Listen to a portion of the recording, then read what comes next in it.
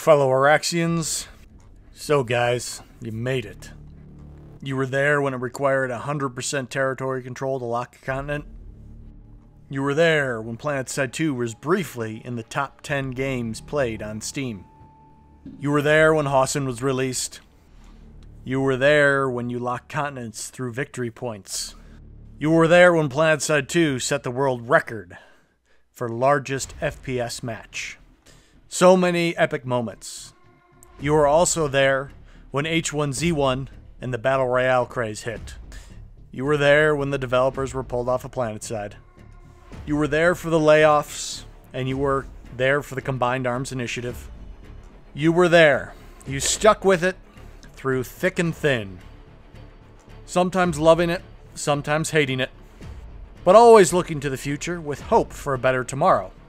And finally, when H1Z1 was out of the way and it seemed like we were over all the other stumbling blocks, we were there when they decided to go all in on Planetside 3 Battle Royale. And that's what I want to talk about today, surviving your 5,000th hour Planetside. Now, the number's not the key point, and whether or not you were there for the beginning isn't the key point either. For die-hard Planetside 2 fans, whether you just found it and you've been here for 7 weeks but are totally into it, or you've been here for 7 years, Planetside 2 has basically ruined all other games for them. It's not that it's necessarily the best game ever, it's that you've seen and realized the potential of what an amazing game can be.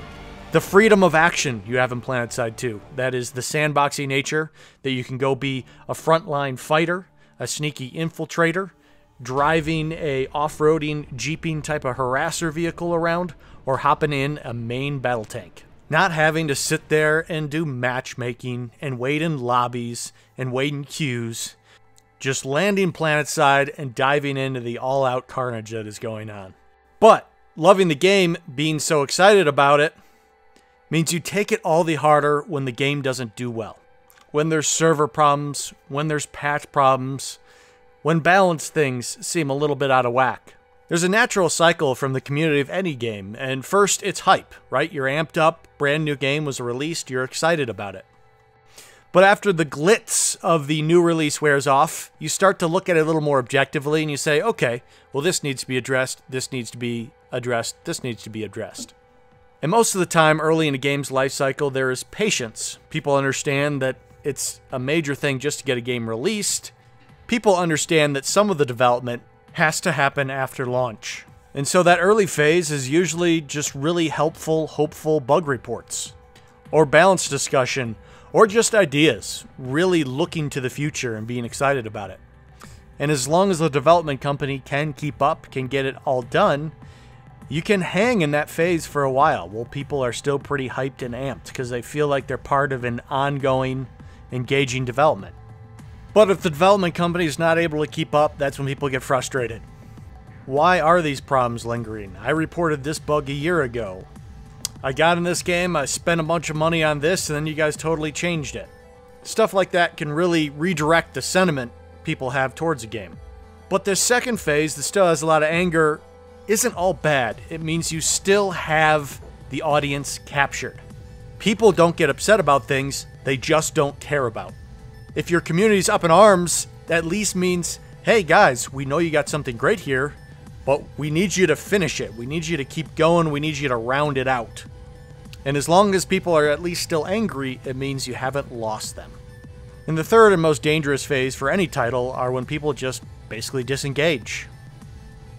Sure, they were hyped, and then they're like, for a while I cared, but at some point they're like, well, you know what?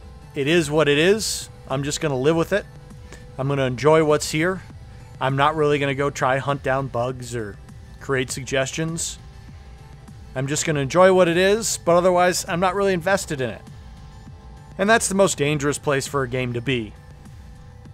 The biggest reason is you're not really going to spend money on something you're not invested in. Sure, you might play free for a little bit, but if you don't see the future, it's kind of like, well, why keep spending money on something that I might walk away from or might go away anytime soon? Now, it's not all bad when a game gets to that third stage. It is pretty dangerous. It could be on its way out unless they can really turn it around.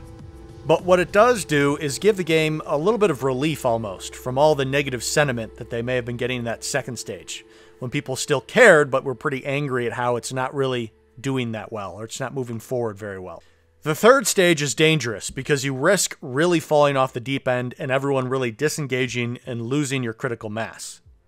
But it's not all bad because there's a little bit of a calm. People aren't ragging on the game all the time. You have a chance to reset the tone, reset the narrative around the game. And that's sort of the place I see Planetside in right now. It's a little bit dangerous, yes, because I see sort of a general disengagement, like the subreddit. Even as the player numbers were going down a few years ago, the subreddit was still super active, super busy, a lot of upvotes on everything. Now, there's less people raging all the time, but there's also less people doing anything all the time there. So, it is a chance to reset the narrative, but they do have to make sure something big happens before everyone's like, I haven't checked out the Planetside 2 subreddit in a while, and who really cares? I'm good with it. And I think that's how a lot of people are surviving their umpteenth hour Planetside, including myself, is just sort of chilling a bit. There's no reason to rage quit and throw up your fists in anger and say, this game's worst, I'm done with it forever. Because it's not. You wouldn't have put that much time into it if it was the worst. But it does mean in order to enjoy it in the future, in order to continue enjoying it, you sort of have to take a step back when it's not going as well. Because all those little things are sort of death by a thousand cuts. The little bugs that should have been fixed a long time ago. Or development improvements that obviously should have happened a long time ago. Or a little balance thing. All of that. If you step back a bit, you can see the bigger picture and you can care a little bit less about them and enjoy the game in a more casual manner. So that is going to be my theme with it going into 2020. Now, I'm very hopeful. They've got 2 big patches that are supposed to come in the first quarter that could deliver things that are awesome enough that it's worth getting super hyped about it again and saying, okay, this can sort of be my main semi-hardcore game. But if you get amped about it too soon, all that can happen is those things will disappoint. If you can step back and sort of just appreciate the game for what it is, then when that patch for Outfit comes, or when Sanctuary comes, and it's kind of like, well, why didn't they have this? Why couldn't they have done this? It doesn't really feel like there's that much here.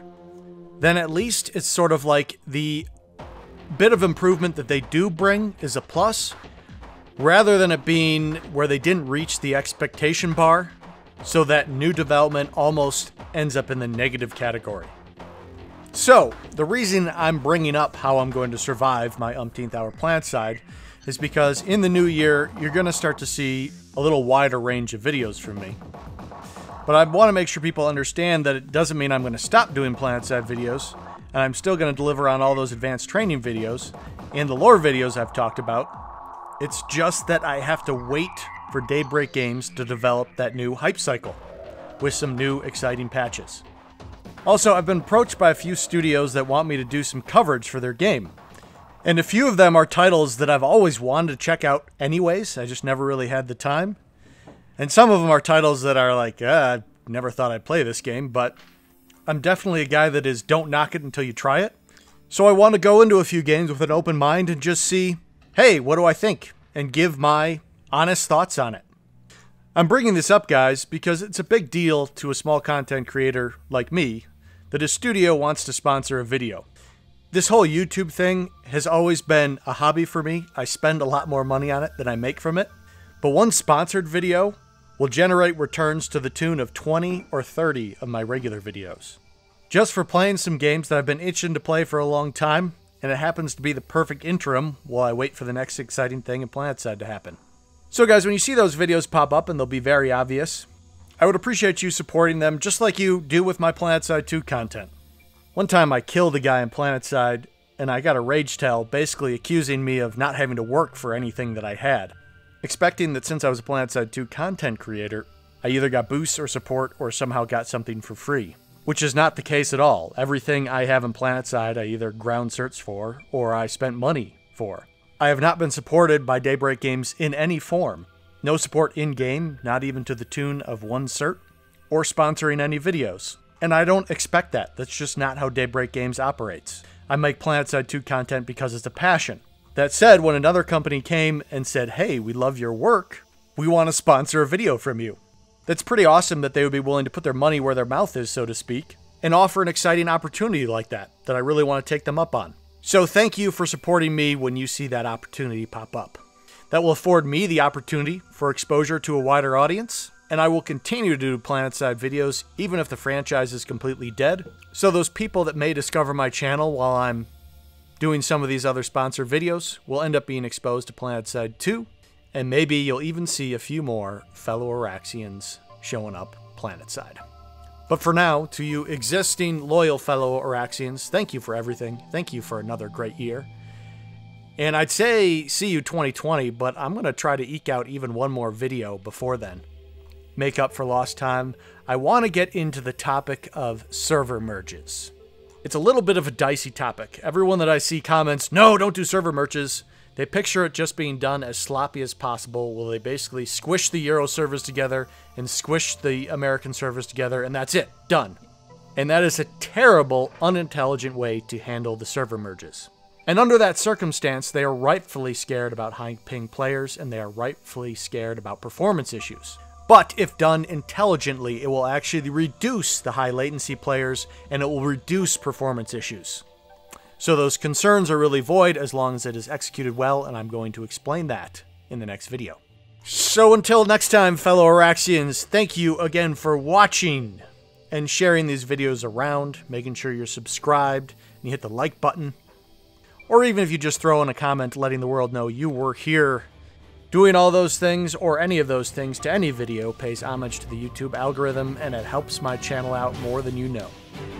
Until next time, I will see you Planetside.